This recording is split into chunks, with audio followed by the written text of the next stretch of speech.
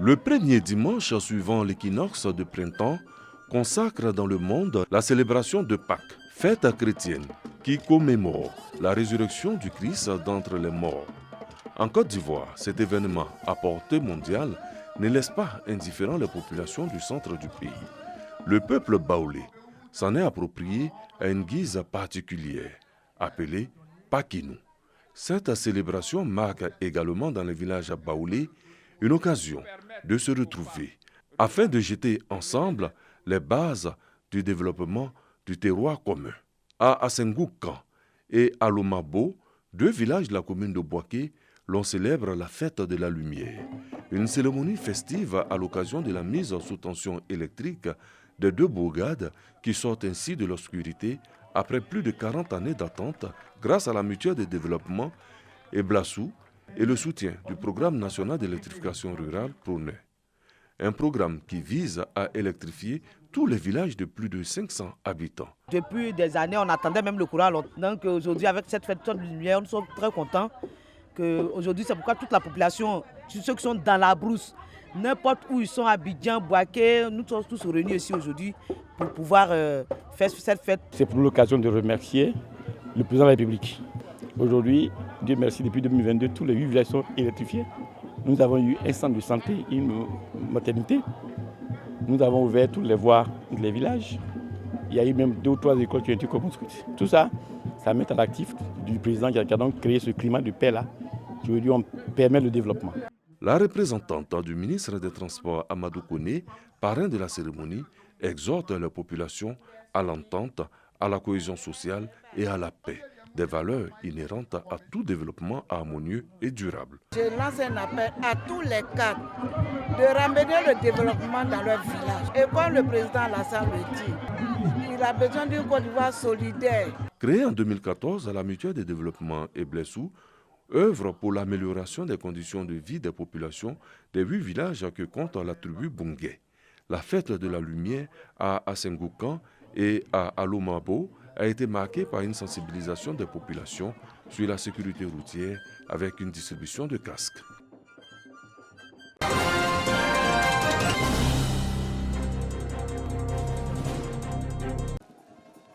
Le ministre de l'Équipement et de l'Entretien routier accueilli à Pricro avec les honneurs du Office prodige du terroir Andor. Ce peuple témoigne ici des actions d'Amédée Kouakou comme président de l'Association des cadres du Centre pour le développement et relais dans le grand centre, toujours selon lui, du développement impulsé à la Côte d'Ivoire par le président Alassane Ouattara. Bien plus, le peuple Andor mandate son hôte pour traduire sa reconnaissance au chef de l'État. On a eu l'hôpital général, on a eu goudron dans la ville de Pricro. Aujourd'hui, on vient de voir le goudron Pricro-Olé. On a eu le pont de Sérebou. On a eu l'électricité dans les villages, l'eau courante dans les villages. Il y a eu vraiment beaucoup de changements. À 43 km de Pricro, Ouélé aussi reconnaissante au président Alassane Ouattara. Raison, érection de la localité en département, réhabilitation de son hôpital et de la route Ouélé-Daoukro. 3 grands projets en réponse aux 4 doléances soumises au chef de l'État par l'entremise du ministre Amédée Kouakou. Reste l'approvisionnement en eau de Ouélé à partir de la Comoé. Ici, le ministre de l'Équipement rassure en invitant au maintien de la paix. Nous sommes heureux parce que nous voyons que raisonnablement, la vision du président Alassane Ouattara d'apporter donc le bonheur aux populations est en train de s'accomplir. Et ce que nous leur avons demandé, c'est de suivre le président. Nous, de nous faire confiance, nous les cadres, de nous faire confiance parce que le président Alassane Ouattara est à l'écoute de ces populations. Il est au quotidien en train de travailler pour l'amélioration des conditions de vie des populations sur l'ensemble du territoire national. Comme à Pricro, à Ouélé, la solidarité du président de l'Association des cadres du Centre pour le développement aux populations et en particulier aux religieux s'évalue à 10 tonnes de riz et 5 tonnes de sucre.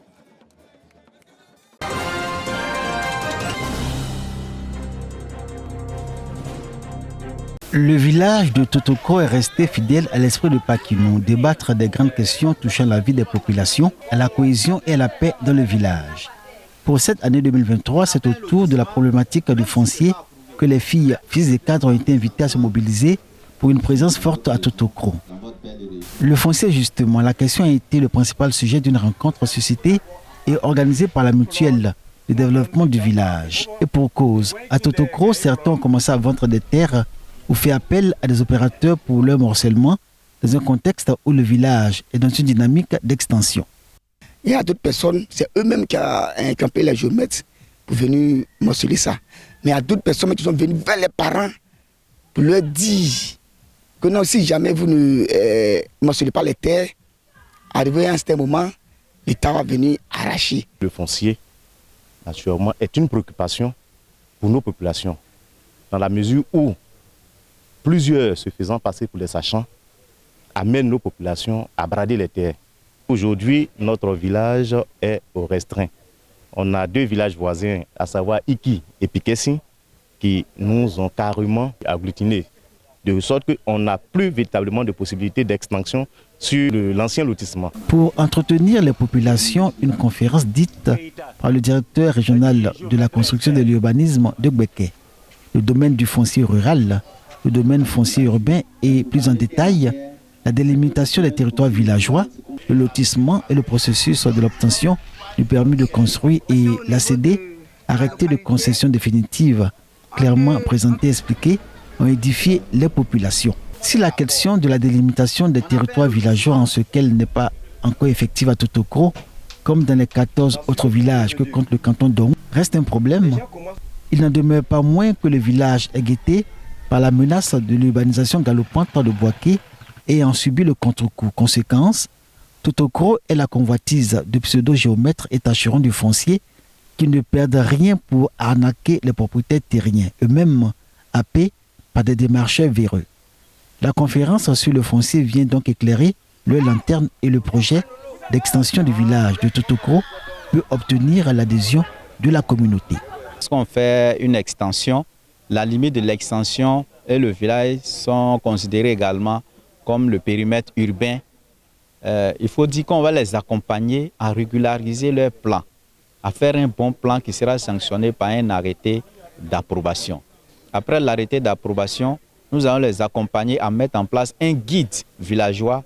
Un exemplaire sera déposé au village ici et l'autre exemplaire sera déposé à la construction.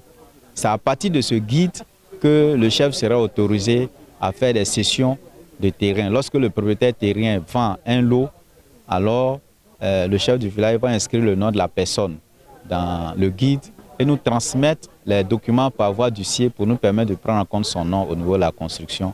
Et par la suite, l'intéressé pourra faire la demande de l'ACD et on pourra lui délivrer vraiment tranquillement l'ACD. Le village n'est pas assez grand. Nous ambitionnons de l'étendre et de développer notre village. C'est dans la paix, dans la cohésion que nous pouvons faire de grandes choses. Donc il ne sert à rien de brader les terres. La terre ne se vend pas. L'appel que nous voulons lancer en tant que cadre, fils du village et ancien président de la mutuelle, c'est d'inviter les uns et les autres à surseoir à toute vente illégale. Parce que personne ne gagne, c'est le village qui perd. Totokro, village moderne favorisé par sa proximité avec Boaké, distant d'une quinzaine de kilomètres, compte sur son extension pour donner un coup d'accélérateur à son développement.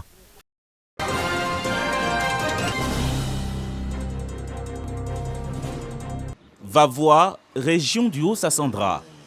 Ici, les producteurs agricoles recevront d'ici peu 1500 plants de palmiers à huile par an sur une période de 36 mois.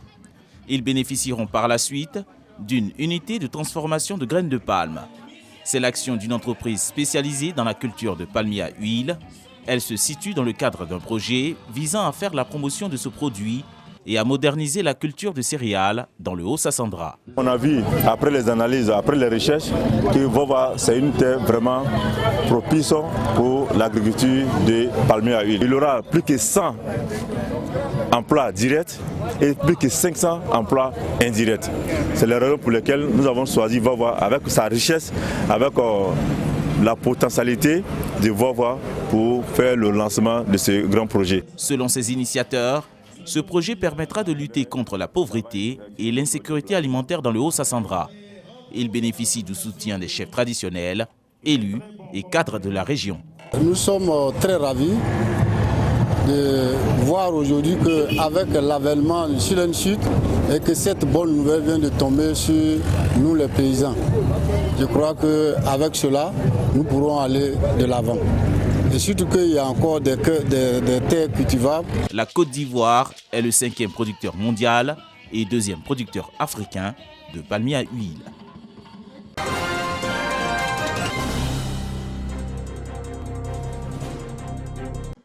Molokro, village de la sous-préfecture de Dibri à Sirkro, dans le département de Sakassou.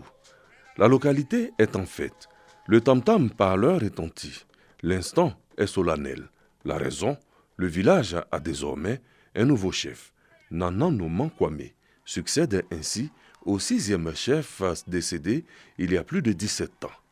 Le nouveau chef est intronisé en présence des autorités politiques, administratives et traditionnelles de la région de Beke. Nana Noman Kwame reçoit officiellement son arrêté de nomination des mains du préfet de Sakassou à la satisfaction des populations. Nous allons construire une chefferie digne de son nom, qui est différente de son domicile. Une chefferie comme on en retrouve au sud, où le chef pourra recevoir, il pourra trancher les litiges, pourra avoir un bureau de réflexion. Le directeur général du Trésor et de la comptabilité publique, Assaouré Kounachak, représentant le parrain, le ministre de l'équipement et de l'entretien routier et le président de la cérémonie, Emmanuel Aoutou Kofi, exhortent le nouveau chef à la transparence, à l'union, à la cohésion, avant de demander aux populations de faire corps avec leur nouveau chef. Un chef, c'est quelqu'un d'impartial, quelqu'un de juste, quelqu'un de modèle, qui doit inspirer les autres. Donc, je pense que ces conseils lui ont été donnés et que le nouveau chef va s'en inspirer. Le chef est désormais donc le chef de Molokro ici et qu'il peut régner pour contribuer avec l'administration à assurer la paix et la cohésion dans ce village et contribuer véritablement au développement de Sakassou. Comptable à la retraite, le nouveau chef de Molokro est âgé de 73 ans. Nana Noman Kwame est marié et père de 9 enfants, dont 3 filles. Molokro est le chef-lieu de la tribu Lomo, constitué de 10 villages.